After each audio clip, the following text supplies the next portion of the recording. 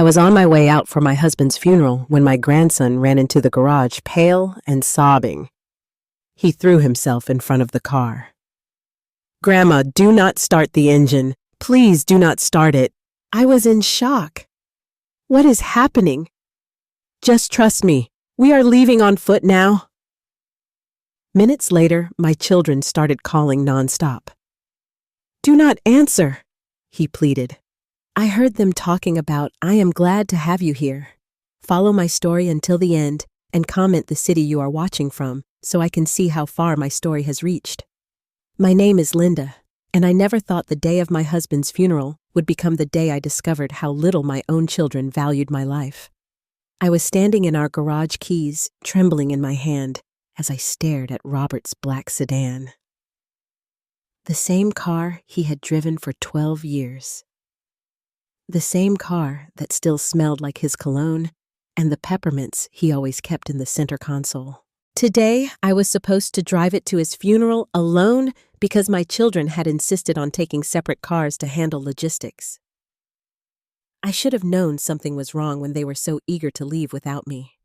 The funeral was scheduled for 11 Siyoka, and it was already 10:30. I had spent the morning getting dressed in the navy blue dress Robert had always loved, the one he said made my eyes look brighter.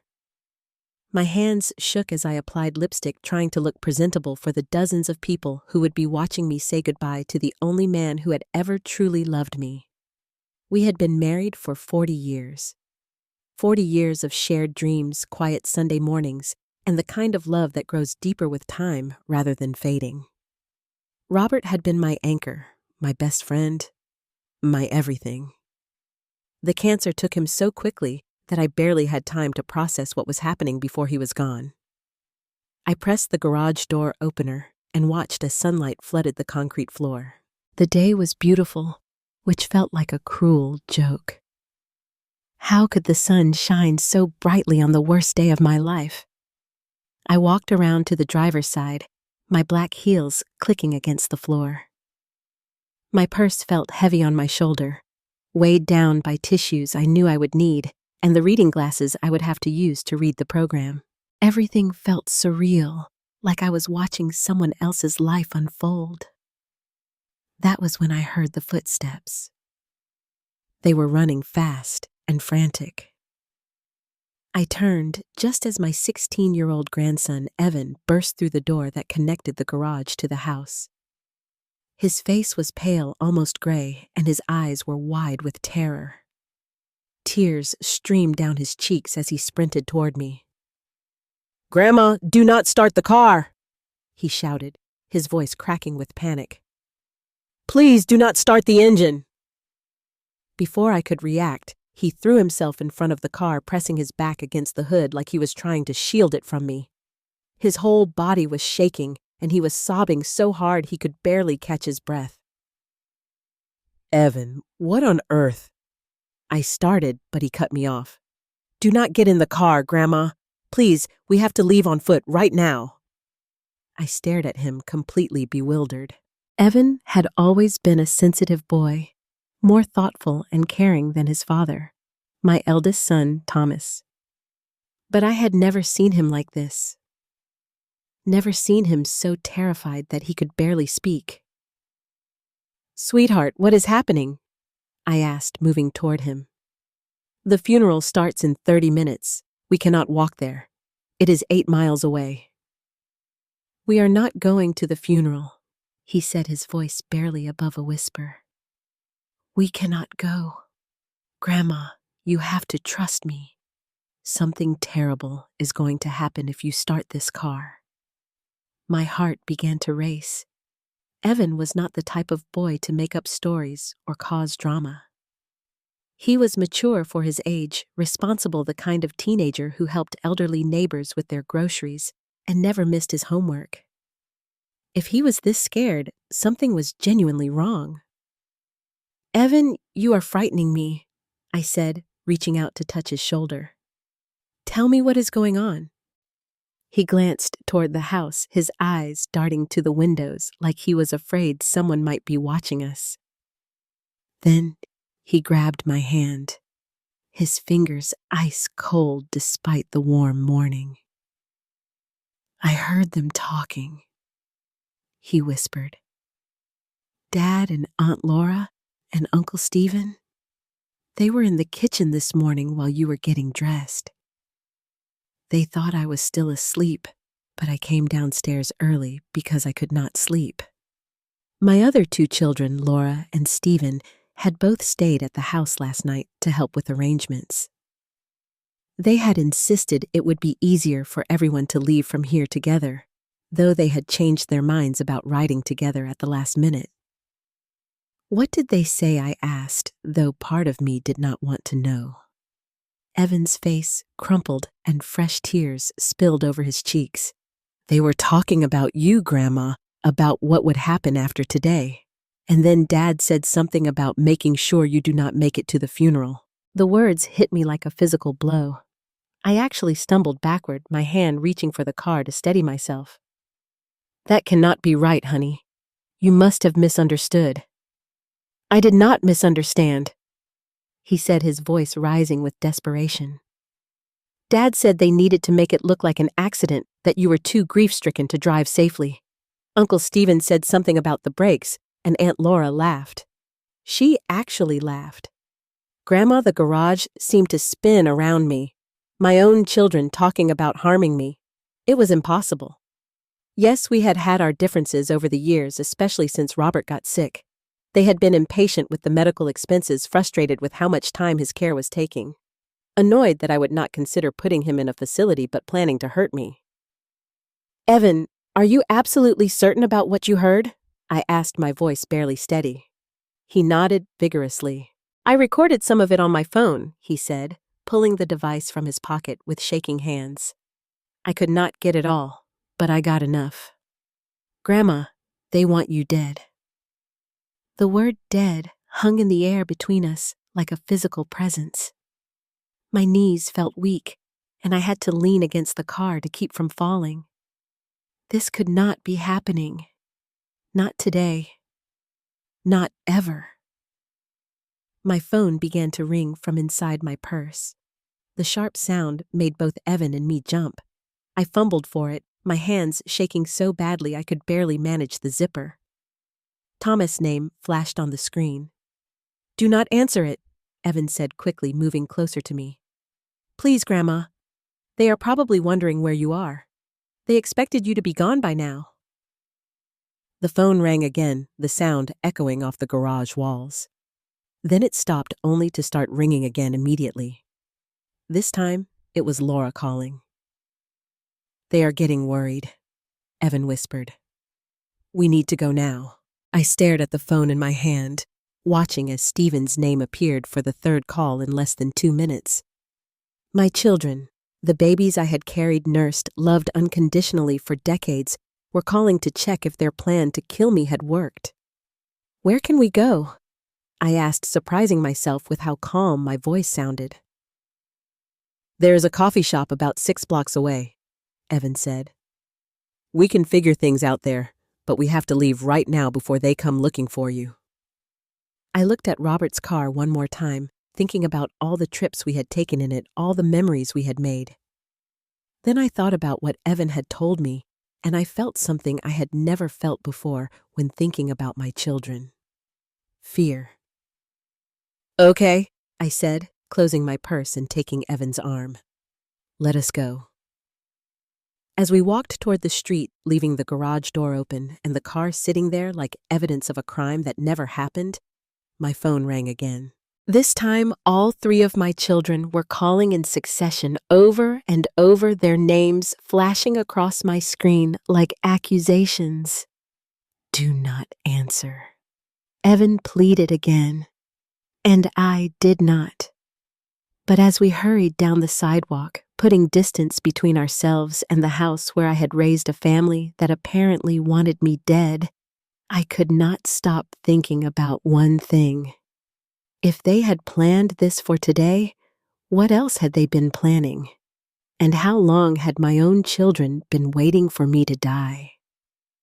The coffee shop was nearly empty at 11:15 on a Tuesday morning.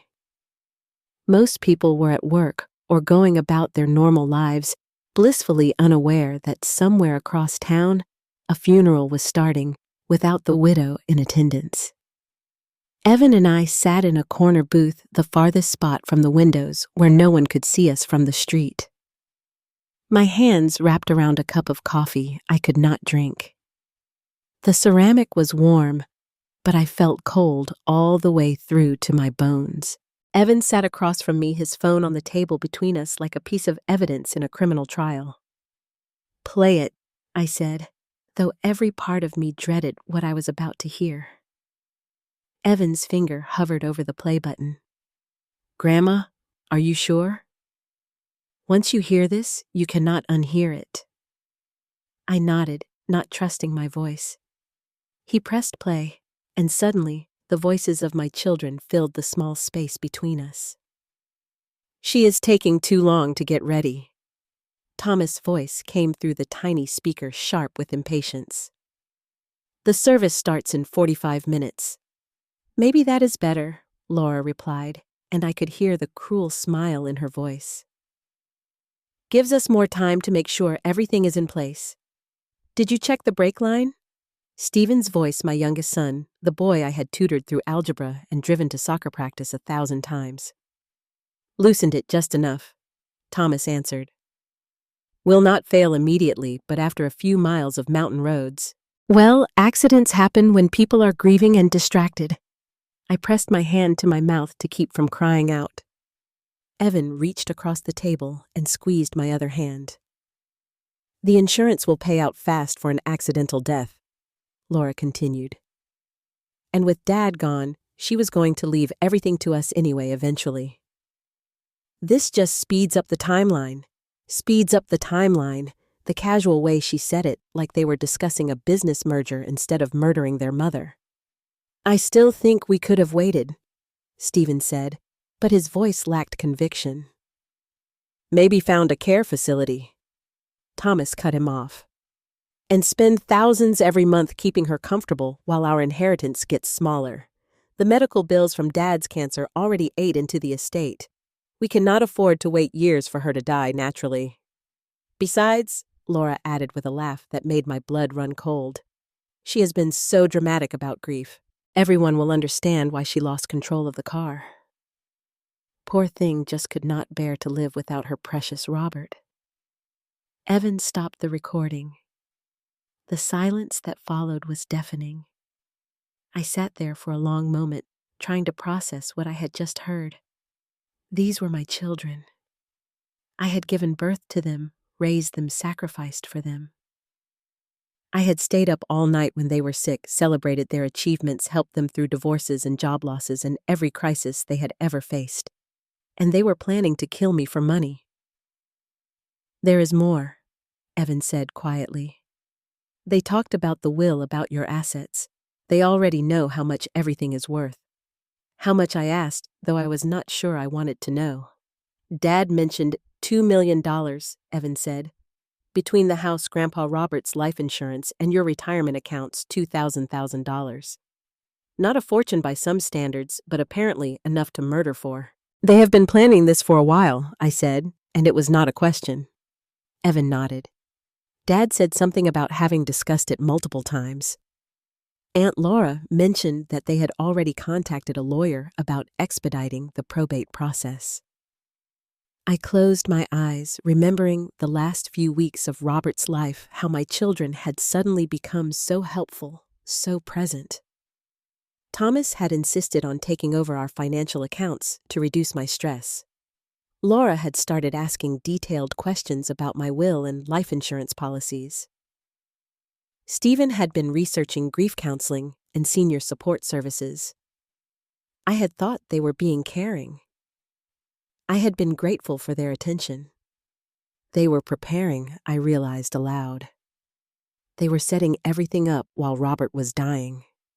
"There is something else," Evan said, his voice even quieter now. "About Grandpa Robert." My heart stopped. "What about him?" Evan looked down at his hands.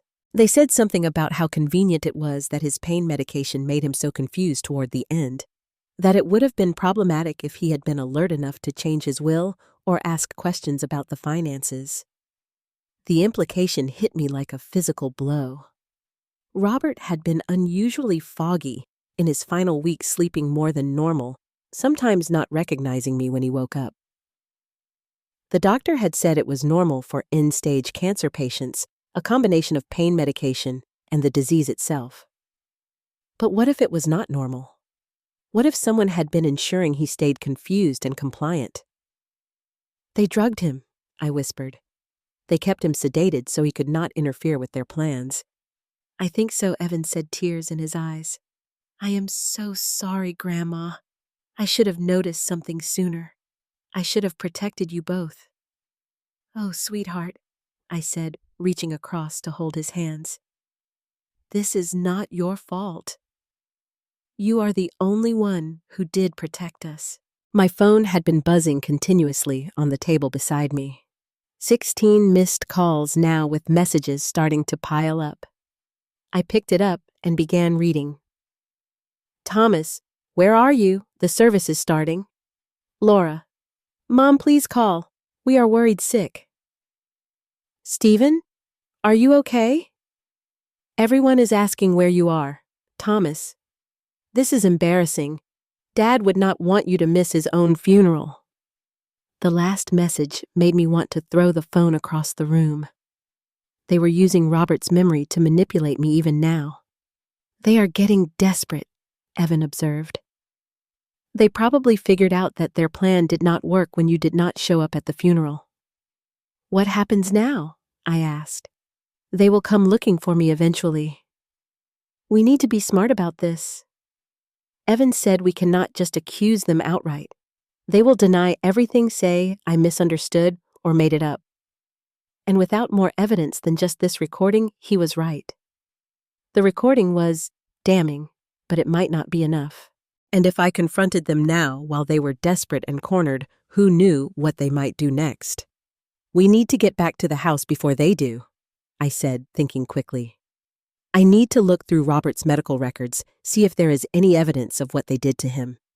And I need to check what Thomas has been doing with our financial accounts." "That is dangerous," Evan said. "What if they come back while you are there?" "The funeral is not over yet. They will have to stay for the reception, play the part of grieving children. That gives us maybe 2 hours. Evan nodded slowly. "Okay, but we go together, and if we hear them coming back, we leave immediately." As we prepared to leave the coffee shop, I caught sight of my reflection in the window. I looked like exactly what I was supposed to be today, a grieving widow, devastated and vulnerable. But underneath the surface, something was changing. The woman who had raised 3 children, who had nursed her husband through cancer, who had built a life through decades of hard work and sacrifice, was not going to be murdered for money. Not by her own children, not by anyone. "Evan," I said as we walked back toward the house, "I need you to promise me something. Anything, Grandma. Whatever we find in that house, whatever evidence we discover, we are going to be very careful about how we use it. I will not let them destroy what your grandfather and I built together. And I will not let them get away with what they have done." He squeezed my arm. "What are you thinking?" I smiled, but it was not a pleasant smile. It was the smile of a woman who had underestimated her enemies, but who would not make that mistake twice. "I am thinking they taught me exactly how ruthless I need to be." The house felt different when Evan and I slipped in through the back door. It was the same home I had lived in for 23 years, the same kitchen where I had made thousands of meals, the same hallway lined with family photos. But now, it felt like enemy territory. A place where my own children had plotted my death, while I slept upstairs, unaware. "We need to move fast," I whispered to Evan as we made our way to Robert's study. "Check his desk while I look through the medical files." Robert had always been meticulous about paperwork. Every doctor visit, every prescription, every insurance claim was filed away in perfect chronological order in the metal filing cabinet beside his mahogany desk. If there was evidence of what my children had done to him, it would be there. I pulled out the folder marked Medical Final 6 months and spread the contents across his desk. The progression was all there in black and white. Robert's pain medication had been increased 4 times in his last 8 weeks of life. Each increase had been requested by family members calling the doctor's office claiming he was in unbearable pain and could not sleep. But I remembered those conversations differently. Robert had actually been managing his pain reasonably well until the final month. He had been lucid still himself, still the sharp-minded man I had fallen in love with. It was only after Thomas had started helping with his medication schedule that Robert became confused and distant. Grandma Evan called softly from behind Robert's desk. "You need to see this." He was holding a manila envelope with my name written across the front in Robert's careful handwriting. Underneath my name, in smaller letters, he had written to be opened only after my death and only if something seems wrong. My hands shook as I tore open the envelope. Inside was a letter dated just 3 weeks before Robert died, along with several printed emails and what looked like bank statements. "My dearest Linda." The letter began, and seeing his handwriting made my chest ache with fresh grief. "If you are reading this, then I am gone, and something has happened that made you suspicious enough to look for this letter. I pray I am wrong about what I suspect, but if I am right, then this information may save your life." I had to stop reading for a moment to catch my breath. Robert had known. Somehow he had known what our children were planning. I have been pretending to be more confused than I really am for the past few weeks. The letter continued. "The medication they are giving me does make me drowsy, but I am still aware of what is happening around me. I have heard things, Linda. Conversations between our children that no parent should ever have to hear." The room felt like it was spinning. Robert had been aware, had been listening, had been protecting us both even while fighting cancer. They think I do not remember the meeting they had in our bedroom while I was sleeping 2 weeks ago. Thomas brought papers for me to sign, said they were medical directives, but I recognized Laura's handwriting on the margins. They were financial documents, transfers of assets that would take effect immediately upon my death. They are planning to control everything before you even have time to grieve. I looked up at Evan, who was reading over my shoulder. His face was pale, but his jaw was set with determination. "But that is not the worst part." Robert's letter went on. "Yesterday, I overheard Stephen on the phone with someone discussing the timeline for after I'm gone. He mentioned that you would not be around long enough for it to matter anyway. The way he said it, Linda, it was not natural death he was expecting." My vision blurred with tears. Robert had spent his final weeks knowing our children were planning to kill me, and he had been powerless to stop it directly. "I have taken precautions," the letter continued.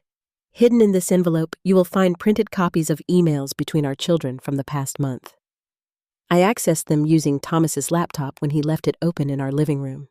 They discussed their plans in detail, including how they have been researching accidental death insurance payouts and how to avoid investigation." With trembling hands, I pulled out the printed emails. The first one was from Laura to her brothers, dated 18 days ago. "The old man is getting sicker faster than we expected." It read, "This could actually work in our favor if we time things right. Mom will be vulnerable and grief-stricken. People will understand if she has an accident shortly after losing him." The next email was Thomas' response. "I have been researching insurance policies. Accidental death pays out faster and with fewer questions than natural death. We just need to make sure the timing looks right. Not so soon after Dad's funeral that it seems suspicious, but soon enough that she does not have time to change her will or start giving money away to charity." Stephen had replied, I found information about brake failures very difficult to trace, especially if the victim has been under stress and not maintaining the vehicle properly. I can handle the mechanical aspect. I felt sick reading my youngest son's clinical discussion of murdering me. Stephen, who used to climb into my lap during thunderstorms, who I had held when he broke his arm, falling out of the oak tree in our backyard. There is more, Evan said quietly, pointing to another email. This one was from Laura, dated just 5 days before Robert died. We need to keep him sedated enough that he does not start asking questions about his accounts. I doubled his evening pain medication last night. Told Mom the doctor had called with new instructions. He was so out of it this morning he did not even recognize her at first. Perfect. The pieces were falling into place with horrible clarity. My children had not just been planning my death, they had been slowly poisoning their father to keep him from interfering. The bank statements, I said, grabbing the remaining papers from the envelope. Robert said there were financial documents. The statements showed activity from the past 2 months that I did not recognize. Small transfers. Moved from our joint checking account to an account I had never heard of. $3,000 here, $200 there. Amounts small enough that I would not notice with all the medical bills and funeral expenses, but over 8 weeks, they had stolen more than $14,000. They have been skimming money, Evan said, adding up the figures. And look at this. They opened the new account using forged signatures. I flipped to the signature card stapled to the back of the statements. There was my signature and Robert's, except I had never signed these documents. The handwriting was close, but not quite right. Laura, I said immediately. She always had the best handwriting of the 3 kids.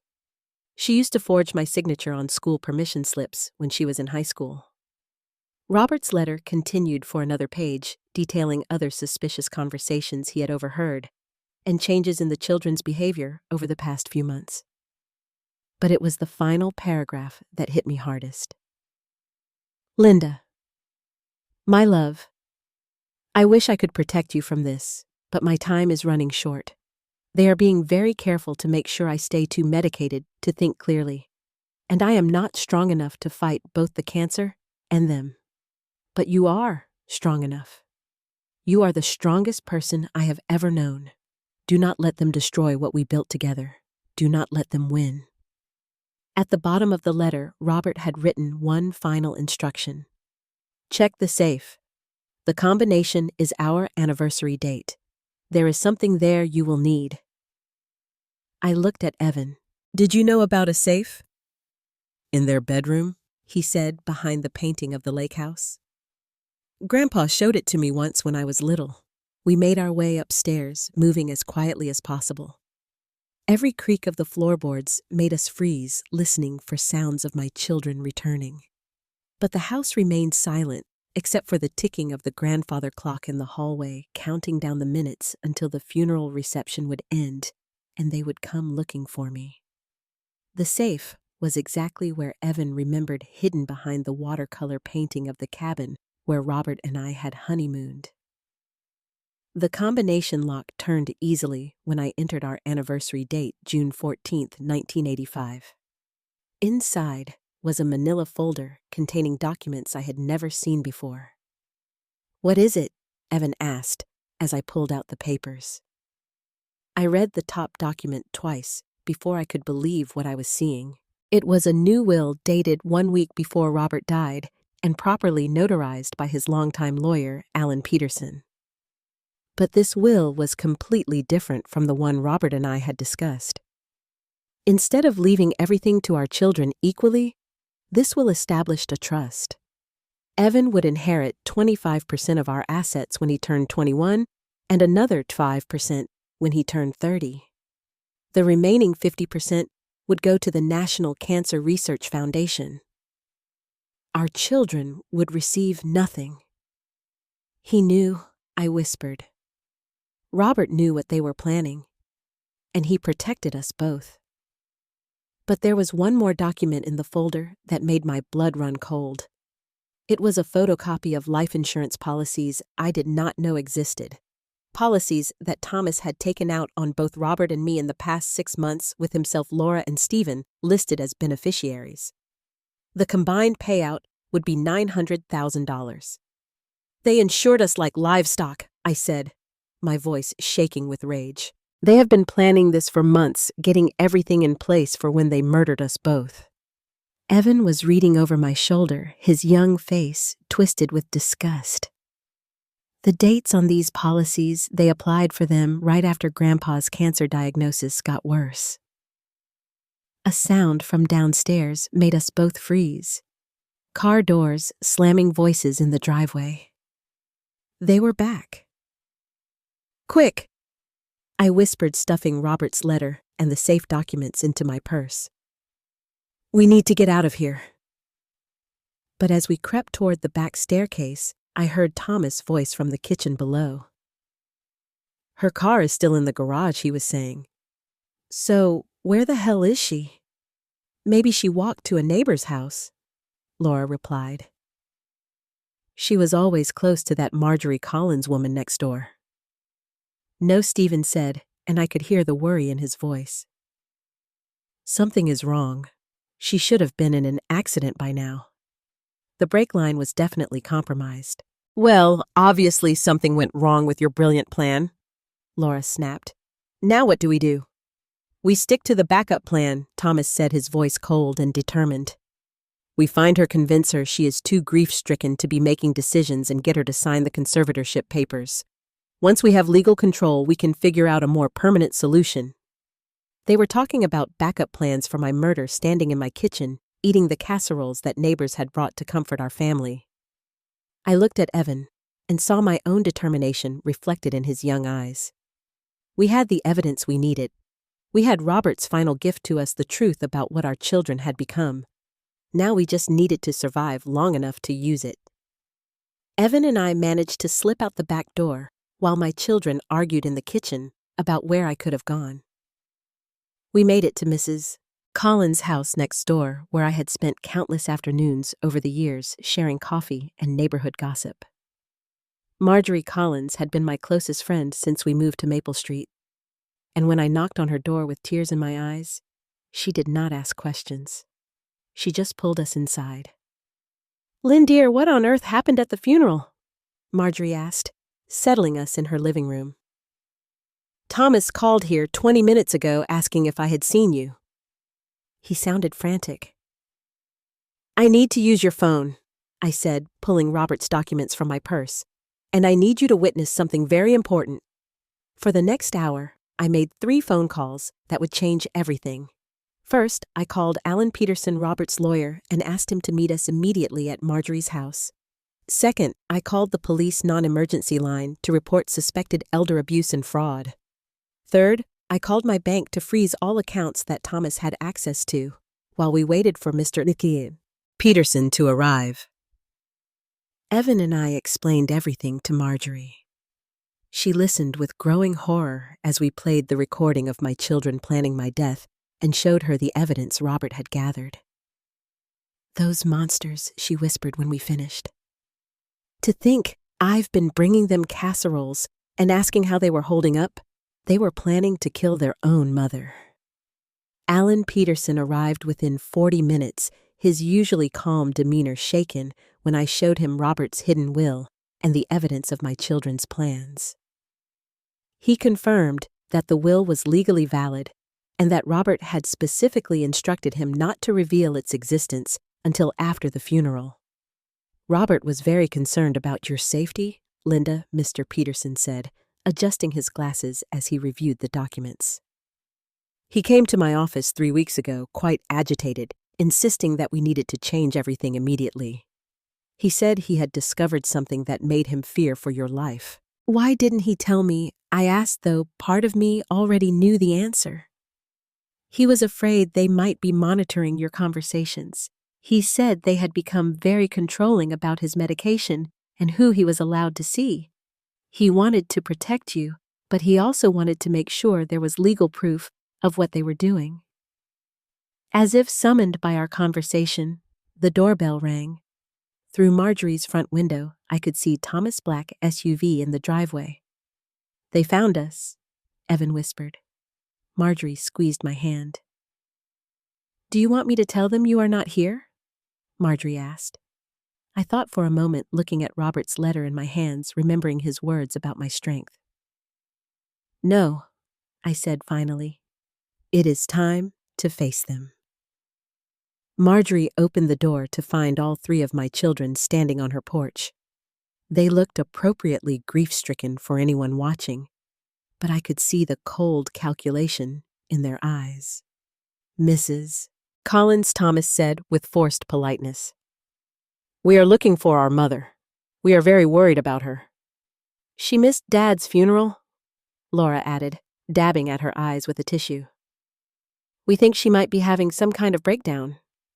"She is here," I called from the living room before Marjorie could answer. "Come in. We need to talk." The three of them filed into Marjorie's living room, their expressions shifting from fake concern to confusion when they saw Mr. Peterson sitting beside me with legal documents spread across the coffee table.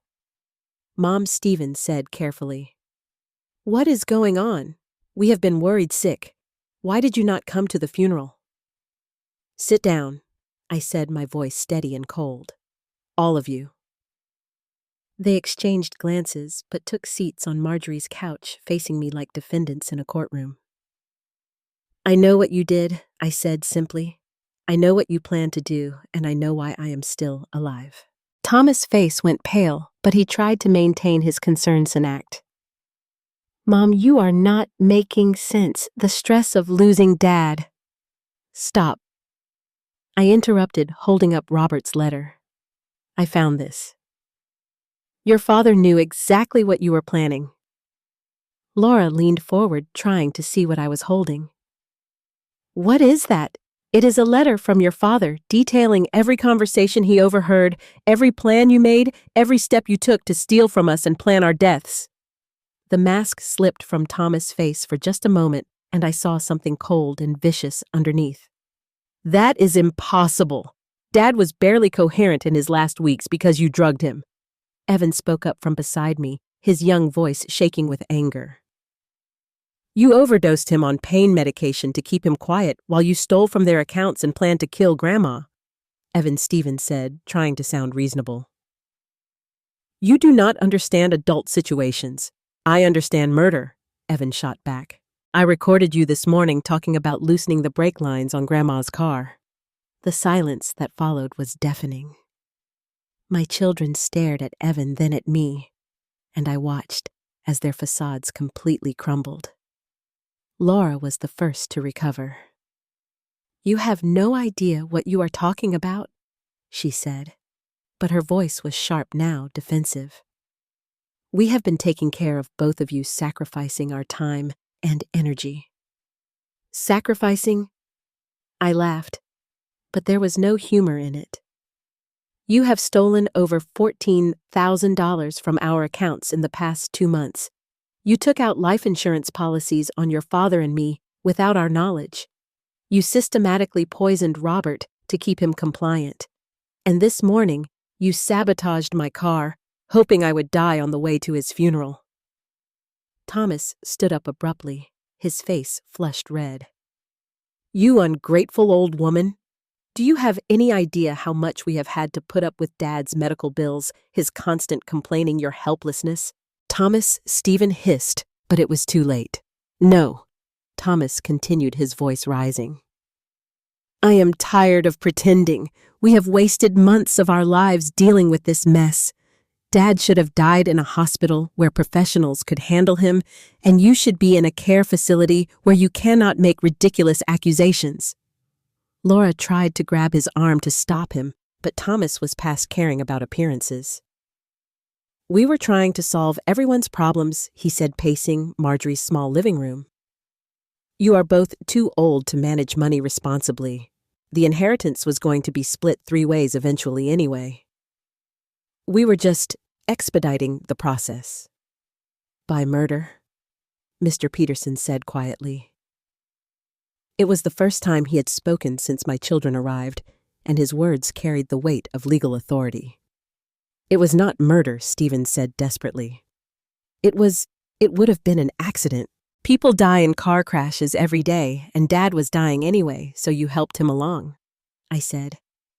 You poisoned your own father. Laura finally found her voice, and when she spoke, all pretense of grief was gone. He was suffering. We were being merciful. Merciful, I repeated, by drugging him so he could not think clearly enough to stop you from stealing from us. We were not stealing, Laura snapped. That money was going to be ours anyway. We were just accessing our inheritance early. Your inheritance, I said, reaching for the will Robert had hidden in the safe, does not exist anymore. I handed the document to Mr. Peterson, who cleared his throat and began to read. I, Robert Allen Whitaker, being of sound mind and body, do hereby revoke all previous wills and codicils as Mr. Peterson read the terms of Robert's new will, the trust for Evan, the donation to cancer, research, the complete disinheritance of my 3 children. I watched their faces transform from confusion to shock to rage. That is not possible, Thomas said when Mr. Peterson finished reading. Dad would not have done that. He was too confused, too medicated. The will was witnessed and notarized, Mr. Peterson said calmly. Robert was mentally competent when he signed it. I can attest to that personally. This is Evan's fault, Laura said, turning on her nephew with vicious fury. You poisoned him against us. You manipulated a sick old man. I saved him, Evan said quietly.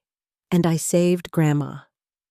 Stephen was staring at the will with something like disbelief. $900,000 to charity, 25% to Evan. Mom, you cannot let this stand. You can contest it. Claimed Dad was mentally incompetent. Why would I contest a will that protects my assets from 3 people who tried to murder me? I asked. We never tried to murder you, Thomas said, but his voice lacked conviction. I pulled out my phone and played the recording Evan had made that morning. Their own voices filled Marjorie's living room, discussing brake lines and insurance payouts, and making my death look accidental. When the recording ended, Thomas's shoulders slumped in defeat. You do not understand the pressure we have been under. Our mortgages, our kids' college expenses, the economy. So you decided to solve your financial problems by killing your parents, I said. Is that what you are telling me? Laura stood up, her face twisted with anger. You have no right to judge us. You and Dad lived through the easy times. Houses were cheap. Jobs were secure. You could raise a family on one income. We are drowning in debt while you sit on over $2 million that you will never spend. $2. $2 million that I earned through 40 years of work and careful saving, I replied. Money that your father and I plan to use for our retirement, our medical care, maybe some travel in our golden years. What golden years? Stephen said bitterly. Dad is dead and you are 65. How many years do you have left? 10, 15. Meanwhile, we are struggling to put food on the table for our families. I looked at my youngest son, remembering the little boy who used to make me Mother's Day cards with construction paper and glue. So you decided I did not deserve those years. You decided to take them from me. We decided to be practical, Thomas said, his voice cold. You are old, Mom. This is the natural order of things. Children inherit from parents. We just wanted to skip the part where we had to wait for you to die slowly in a nursing home. The casual cruelty of his words took my breath away. These were my children, the babies I had nursed and loved and sacrificed for talking about murdering me like it was a reasonable business decision. Get out, I said quietly. Mom, Stephen started. Get out of this house. Get out of my life. All of you. You cannot cut us off completely, Laura said, desperation creeping into her voice. We are your children. No, I said, standing up and facing the three people who had once been the most important things in my world. You are strangers who happen to share my DNA. My children died the moment you decided my life was worth less than your convenience. They left then, but not quietly. Thomas slammed Marjorie's front door so hard that her china cabinet rattled. Laura screamed at me from the driveway that I would regret this decision. Stephen just looked broken, like he was finally realizing the magnitude of what they had tried to do. As we watched them drive away, Mr. Peterson began gathering up the legal documents. I will file the police report about the insurance fraud and the theft from your accounts. With the evidence Robert gathered, and Evan's recording there should be enough for criminal charges. I nodded, but I felt hollow inside. We had won, but the victory tasted like ash in my mouth. Grandma Evan said softly, "Are you okay?" I looked at my grandson, this brave young man who had saved my life and helped me uncover the truth. He would inherit a substantial sum when he came of age. But more than that, he would inherit the knowledge that he had done the right thing when it mattered most. I will be, I said. And for the first time since this nightmare began, I believed it was true. 3 days after the confrontation at Marjorie's house, I did something my children would never expect. I called them and invited them to dinner. I have been thinking about what happened, I said when Thomas answered his phone, my voice carefully modulated to sound uncertain and fragile. Maybe I overreacted. Maybe we need to talk this through as a family. There was a long pause before he responded. Mom, are you feeling all right? I am lonely, I said, which was not entirely a lie. This house feels so empty without your father. I keep thinking about what you said about the natural order of things about families sticking together. Maybe you are right. Maybe I have been selfish. I could practically hear the relief in his voice. I am glad you are being reasonable. We never wanted to hurt you. We were just trying to plan for everyone's future. I know I said, injecting just the right amount of resignation into my tone. Will you come to dinner on Saturday, all of you? Bring the grandchildren. I want to see the whole family together. Of course, Thomas said quickly. Mom, I think this is the right choice. We can work everything out. After I hung up, Evan looked at me with concern. He had been staying with me since the day of Robert's funeral, sleeping in the guest room and helping me process everything we had discovered. Grandma, what are you planning? He asked. Justice, I said simply.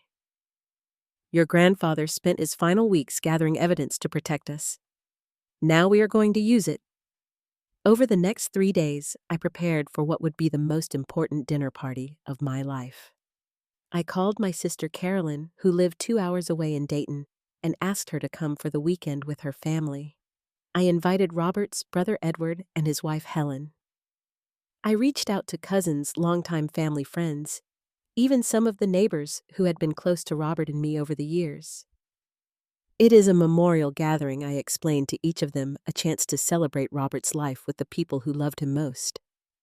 What I did not tell them was that it would also be a reckoning. Mr. Peterson helped me prepare the legal documents we would need. He had been in contact with the police about the insurance fraud and the theft from our accounts, and Detective Angela Park had assured us that charges would be filed once they completed their investigation. But I wanted more than criminal charges. I wanted my children to face the truth about what they had done in front of the people who had watched them grow up. On Saturday afternoon, I spent hours cooking Robert's favorite meal pot roast with vegetables, fresh dinner rolls, and apple pie for dessert. The house filled with the warm smells that had always meant family and love and safety. It felt like a cruel irony preparing a feast for people who had wanted me dead. Evan helped me set the table in our formal dining room, the one we usually reserved for holidays and special occasions. I used our wedding china, the delicate blue and white pattern that Robert had surprised me with on our 10th anniversary. "Are you sure about this?" Evan asked as we folded napkins and placed them beside each plate. "I am sure," I said. "Your grandfather always believed that the truth should be spoken clearly and without apology. That is what we are going to do tonight." The first guests to arrive were Carolyn and her family. My sister took one look at my face and knew something was wrong.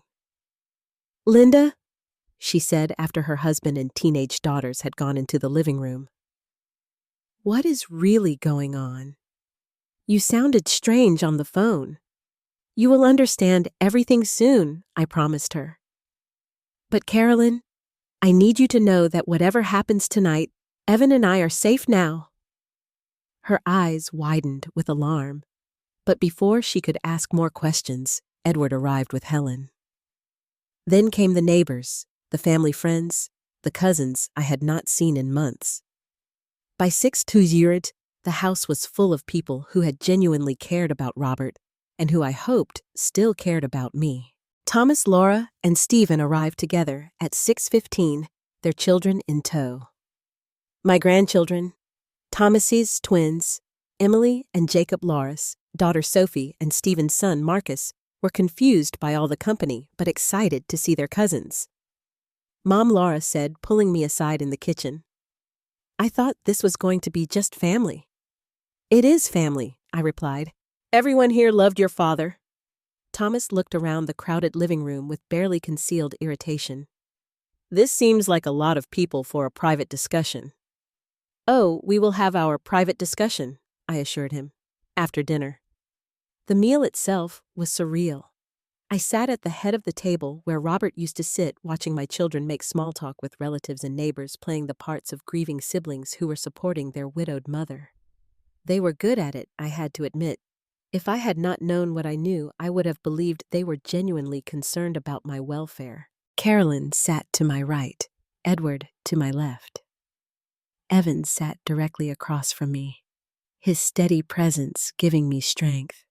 My 3 children were scattered around the table with their families, probably trying to avoid being seated together in case they needed to present a united front later. "Robert would have loved this," Helen said during a pause in the conversation. "He always said that food tastes better when it is shared with people you love." He did say that I agreed. He also used to say that the most important thing in life was family trust. That once you lost, that you had lost everything. I saw Thomas and Laura exchange a quick glance across the table. Dad was always full of wisdom like that. Stephen said, his voice carefully neutral. "Yes, he was," I said. "In fact, he left behind quite a bit of wisdom for all of us, some of it written down." After dinner, I served coffee and pie in the living room while the grandchildren played in the backyard. When everyone was settled with their dessert, I stood up in front of the fireplace where Robert and I renewed our wedding vows 23 years ago. "I want to thank you all for coming tonight," I began. Robert would have been touched to see so many people who cared about him gathered in our home. There were murmurs of agreement around the room. As many of you know, Robert was a careful man, a thorough man. He believed in preparation, in making sure his family would be taken care of no matter what happened to him. Thomas shifted uncomfortably in his chair. Laura stared at her coffee cup. "Before he died, Robert left me some documents. Letters, actually. Letters that he wanted me to share with all of you so you would understand what kind of man he really was." I pulled Robert's letter from the manila envelope I had placed on the mantel earlier. This is dated 3 weeks before Robert's death. He was very sick, but his mind was completely clear when he wrote it, Mom Thomas said, starting to stand up. "Maybe this should be private." "Sit down," I said firmly, and something in my voice made him obey. "Everyone here loved your father. They have a right to hear his final words." I began to read Robert's letter aloud, starting with his explanation of how he had been pretending to be more confused than he really was. The room grew completely silent as I read his account of overhearing our children's conversations, their plans to control our finances, their casual discussion of my death. Carolyn gasped audibly when I read the part about the insurance policies. Edward's face grew dark with anger. The neighbors and family friends sat in stunned silence, trying to process what they were hearing. "This cannot be true," Helen whispered. "Unfortunately, it is," I said, and I nodded to Evan. He pulled out his phone and played the recording he had made the morning of Robert's funeral. My children's voices filled the living room, discussing brake lines and insurance payouts, and making my death look accidental. The silence that followed was deafening. Carolyn was staring at her nephews and niece with horror. "How could you?" she asked, her voice barely audible. "How could you plan to kill your own mother?" "It is not what it sounds like," Laura said desperately, looking around the room at the faces of people who had known her since childhood. "They are taking everything out of context." Context. Edward stood up, his face flushed with rage. "What context makes it acceptable to plan your mother's murder?" "We were not trying to murder anyone," Stephen said, but his voice lacked conviction. We were discussing hypotheticals." "Hypothetical brake line failures?" I asked. "Hypothetical insurance payouts? Hypothetical timelines for my death?" Marjorie Collins, who had witnessed everything at her house 3 days ago, shook her head sadly. "I have known these children since they were babies. I cannot believe what they have become. The worst part," I continued, "is that they started implementing their plan while Robert was still alive. They overdosed him on pain medication to keep him confused and compliant. They stole money from our accounts. They took out life insurance policies on both of us without our knowledge." I handed copies of the bank statements and insurance documents to Carolyn and Edward. As they read, their expressions grew increasingly horrified. $900,000, Carolyn said, staring at the insurance policies. "You insured your parents like property." Thomas finally found his voice, and when he spoke, all pretense was gone. "You have no idea what it is like," he said, his tone bitter and defensive. "Watching your parents hoard money while your own children cannot afford college, knowing that over $2 million is just sitting there while we struggle to pay our mortgages. So you decided to kill us for it," I said flatly. "We decided to be practical," Laura snapped, apparently forgetting that the room was full of witnesses. "You are old. Dad was dying anyway. We were just trying to solve everyone's problems efficiently." The gasps and exclamations from around the room seemed to finally penetrate her awareness. She looked around at the shocked faces of relatives and neighbors, realizing too late that she had just confessed to conspiracy to commit murder in front of 20 witnesses. Laura Stephen hissed, but it was too late. "You solved your problems all right," I said. "You solved them permanently." I reached for the final document I had prepared, the one that would end this chapter of my life forever. "Robert left behind one more surprise for you," I announced. A new will properly witnessed and notarized that he signed 1 week before his death. In it, he left 25% of our assets to Evan when he turns 21, another 25% to him when he turns 30, and 50% to the National Cancer Research Foundation. The 3 of you inherit nothing. The color drained from Thomas' face. "That is not possible. He was too sick to make legal decisions." "Mr. Peterson can attest to his mental competency," I said. "But it does not matter now anyway because I have decided to honor Robert's wishes completely." I held up the document I had signed that morning. "This is my own new will, which mirrors your father's exactly. Evan will inherit from me when the time comes. The 3 of you will not." "You cannot do this," Laura said, desperation making her voice shrill. "We are your children." "No," I said, looking at each of them in turn. You stopped being my children the moment you decided I was worth more dead than alive. You are strangers to me now." Stephen was crying, which surprised me. "Mom, please." "We made a mistake, but we are still family." "Family does not try to murder each other for money," Edward said disgustedly. "Robert was right to cut you out." Carolyn stood up and came to stand beside me. "Linda, you are welcome to come stay with us for as long as you need. You should not be alone in this house." "Thank you," I said. "But I am not alone. I have Evan."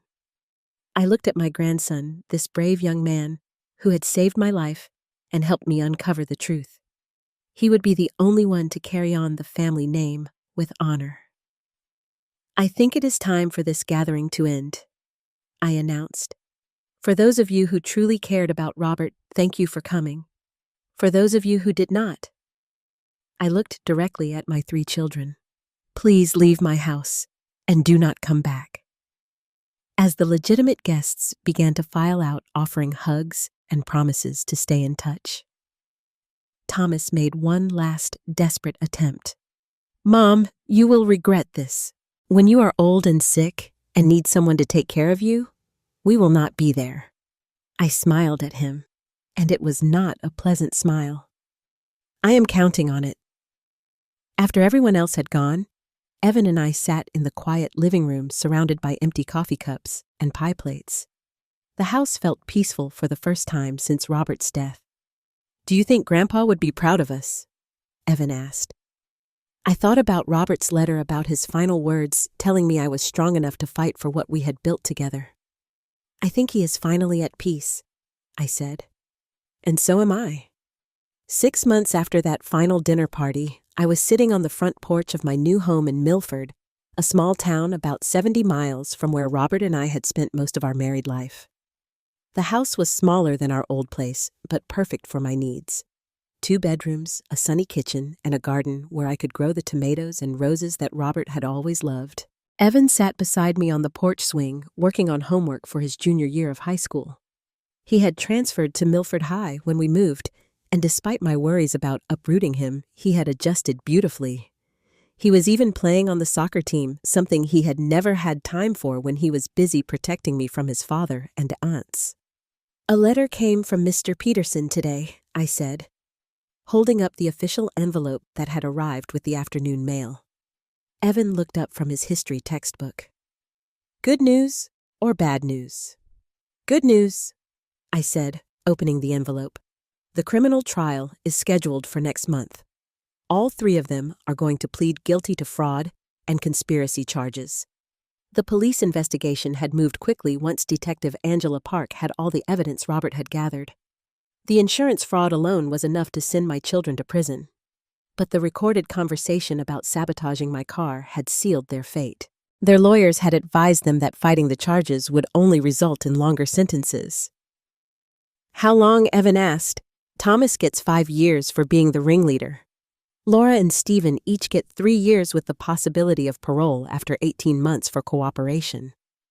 I felt nothing as I read the sentences. No satisfaction, no sadness. Just a kind of empty closure. These people had once been the center of my world, but they had chosen money over family greed, over love. The justice system would handle them now. "There is something else," I said, pulling out a second document from the envelope. "The civil lawsuit settled. The insurance company is paying the full $900,000 in damages for the fraudulent policies your father and aunts took out." Evan whistled softly. "That is a lot of money." "It is," I agreed, "and I have decided what to do with it." I had been thinking about this for months, ever since Mr. Peterson first told me about the insurance payout the money felt tainted earned through my children's attempt to profit from my death. I did not want it for myself. "I am setting up a scholarship fund at the community college," I said, "for students who have aged out of foster care or who do not have family support. The Evan Whitaker Scholarship Fund." Evan blushed and ducked his head. Grandma, you do not have to name it after me. Yes, I do, I said firmly. You are the only member of our family who acted with honor when it mattered. Your grandfather would want his name associated with helping young people who have to make their own way in the world, just like you did. It was true. Evan had essentially been on his own since he was 14, when his father Thomas became so obsessed with money and inheritance that he stopped being a real parent. Evan had raised himself, and he had done a better job than any of my children had managed with all their advantages. The scholarship would provide full tuition and living expenses for 2 students per year, renewable, for up to 4 years. Mr. Peterson had helped me structure it so that it would continue long after I was gone, funded by the insurance settlement and a portion of my own estate. Have you heard from any of them? Evan asked quietly. He never used their names anymore. They were just them or they, the people who used to be our family. Laura writes from jail sometimes, I said, asking me to forgive her, promising she has learned her lesson. I do not respond. The letters arrived every few weeks, written on prison stationery in Laura's careful handwriting. They were full of apologies and excuses, explanations about financial pressure and momentary lapses in judgment. She seemed to genuinely believe that what they had done was just a mistake, a temporary madness that could be forgiven and forgotten. I read each letter once and then threw it away. Some things could not be forgiven, not because I was not capable of forgiveness, but because forgiving them would require me to pretend that attempting to murder your mother for money was somehow understandable. What about Thomas and Stephen? Nothing, I said. Thomas is too proud to apologize, and Stephen is too ashamed. I think that is for the best. A car pulled into our driveway. Marjorie Collins' blue Honda. She had been driving down to visit us every other weekend since we moved, claiming she needed to make sure we were settling in properly. Really, I think she was as lonely as we were. Linda, she called, getting out of the car with a covered dish in her hands. I brought that casserole you like and some news from the old neighborhood. Marjorie had become our connection to our former life, bringing us updates about neighbors and mutual friends. Most of the news was ordinary: who was selling their house, whose grandchildren were visiting, which gardens were thriving, despite the unseasonably dry summer. Mrs. Park wants to know if you would be willing to speak to her police training class, Marjorie said. Marjorie said as she settled into the wicker chair across from our porch swing about recognizing elder abuse and financial crimes. She says your case has become a teaching example. I considered this. Detective Angela Park had been thorough and compassionate throughout the investigation, treating me like a victim rather than a foolish old woman who should have seen the signs sooner. I think I would like that, I said, if it helps other families avoid what we went through. And there is other news. Marjorie continued, her expression growing more serious. The old house sold. I felt a small pang at this announcement, though I had known it would happen eventually. The house where Robert and I had been happy, where we had raised our children and celebrated holidays and built a life together, had been sold to pay the children's legal fees and restitution to the insurance company. Who bought it? Young couple with twin babies, Marjorie said. The husband is a doctor. The wife is a teacher. They seem lovely. They are already talking about putting in a playground in the backyard. I smiled at this. The house would have children again, laughter and noise and the chaos of family life. Maybe this new family would be everything that mine had failed to be. That is wonderful, I said, and I meant it. As the sun began to set behind the maple trees that lined our street, Marjorie headed back to her car. Evan went inside to shower and start dinner. He had become an excellent cook in the months since we moved, taking over many of the household responsibilities without being asked. I stayed on the porch swing, rocking gently as the evening air cooled around me. This time of day had always been my favorite, the quiet hour when work was done and the evening stretched ahead with its promise of rest and contentment. My phone buzzed with a text message. I expected it to be Carolyn checking in as she did every few days, but instead, it was from a number I did not recognize. Mrs. Whitaker, this is Jessica from the Evan Whitaker Scholarship Fund. I wanted you to know that we have selected our first 2 recipients. Would you like to meet them? I smiled and typed back, I would love that. The scholarship fund was already becoming more than I had hoped. Jessica Martinez, the young woman I had hired to administer it, had reached out to high schools and social service agencies throughout the county. The applications that had come in were heartbreaking and inspiring in equal measure. Young people who had survived abuse, abandonment, and poverty, but still believed in education and opportunity. Our first 2 recipients were Marcus Thompson, 18, who had been in foster care since he was 12 and wanted to study automotive technology, and Elena Rodriguez, 19, who had been supporting her younger siblings since their mother died and dreamed of becoming a nurse. Grandma Evan called from inside the house. Dinner is ready. I stood up from the porch swing, taking one last look at the peaceful street where we had built our new life. Tomorrow, I would meet the first students who would benefit from the fund that bore Evan's name. Next week, I would speak to Detective Park's training class about recognizing the signs of elder abuse. Next month, I would testify at my children's sentencing hearing, not to ask for leniency, but to make sure the judge understood the full extent of what they had planned. But tonight, I would have dinner with my grandson, the brave young man who had saved my life and helped me discover the truth. We would talk about his soccer games and his upcoming SAT tests and his plans for college. We would watch the evening news together and maybe a movie afterward. It was a simple life, but it was ours. We had each other. We had our health. And we had the satisfaction of knowing that we had fought for what was right and won. As I walked toward the kitchen, where Evan was setting the table for 2, I thought about Robert's letter, his final words about my strength, and his confidence that I could protect what we had built together. He had been right. I had protected it, but more than that, I had transformed it. The money that my children had killed for was now helping young people build better lives. The house, where they had plotted my death, was now home to a family that understood what love really meant.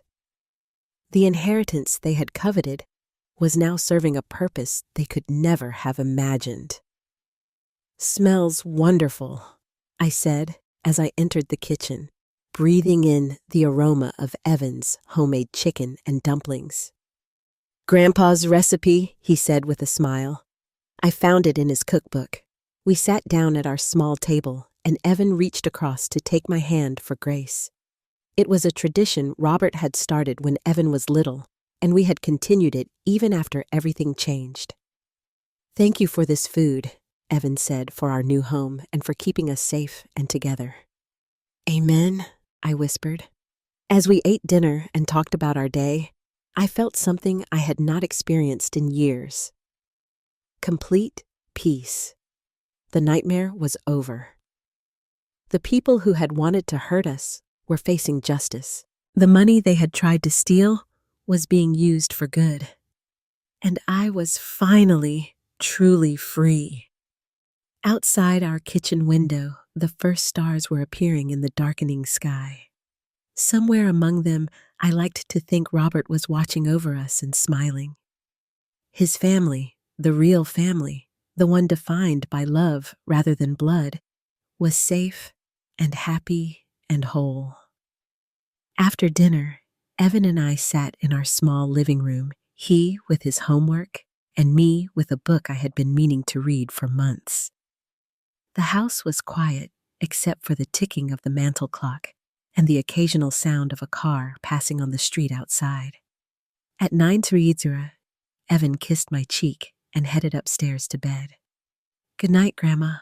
Love you. Love you too, sweetheart. I stayed up a little longer, finishing my chapter and thinking about the day ahead. Tomorrow was Sunday, and we would drive to the community college to meet Marcus and Elena, the first recipients of our scholarship fund. They would never know the full story of how their education was being funded, but that was fine. What mattered was that they would have the chance to build the lives they dreamed of, free from the financial desperation that had driven my children to such terrible choices. Before I turned off the lights and headed upstairs to my own bedroom, I stopped at the small table by the front door where I kept Robert's picture. He was smiling in the photo, his eyes bright with the warmth and humor I had fallen in love with 40 years ago. "We did it," I whispered to his image. "We protected what we built. We kept Evan safe, and we are going to help other people build something good too." I touched my fingers to my lips, then to the picture frame. "Thank you for your letter. Thank you for showing me how to be strong." Then I turned off the lights and climbed the stairs to my bedroom, where I would sleep peacefully for the first time since Robert's diagnosis. The war was over, and we had won. Not through violence or revenge, but through truth and justice, and the unbreakable bond between a grandmother and the grandson who had saved her life. In the morning, there would be new challenges, new opportunities to help others, new ways to honor Robert's memory. But tonight, there was only peace and the quiet satisfaction of a life reclaimed and a future secured. Evan was safe. The scholarship fund would help deserving students for generations to come. And I was free to live whatever years remained to me on my own terms, surrounded by people who truly loved me. It was more than enough. It was everything. Now I am curious about you who listened to my story. What would you do if you were in my place? Have you ever been through something similar? Comment below. And meanwhile, I am leaving on the final screen 2 other stories that are channel favorites, and they will definitely surprise you.